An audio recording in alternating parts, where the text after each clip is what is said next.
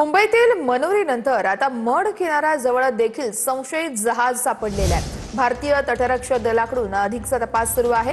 हे जहाज नेमकं कुठून आलेलं आहे आणि कशासाठी इथं आल्याचं हे सध्या आता भारतीय तटरक्षक दलाकडून सगळा तपास केला जातोय।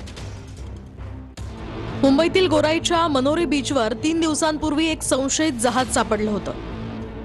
ही घटना ताजी असतानाच आता मड समुद्र किनाऱ्याजवळ एक संशयित जहाज दिसून आलंय।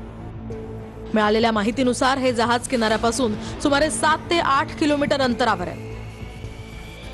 हे जहाज नेमकं कुठून आलं, ते कोणत्या देशाचं आहे आणि त्यात काय सामान आहे हे अद्यापही स्पष्ट झालेलं नाही। तटरक्षक दल आणि स्थानिक पोलीस मिळून या संपूर्ण प्रकरणाचा तपास करतायत। हे जहाज मडपर्यंत कसं पोहोचलं याचाही शोध घेतला जातोय।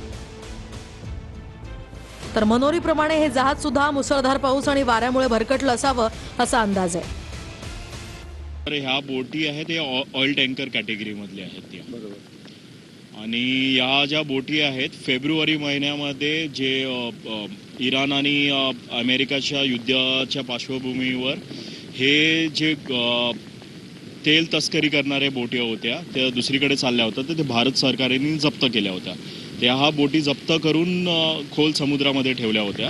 तर काही या ज्या वारा आहे आणि सोसाट्याचा पाऊस, तर याच्यामुळे ह्या बोटी भरकटत आपल्या किनाऱ्या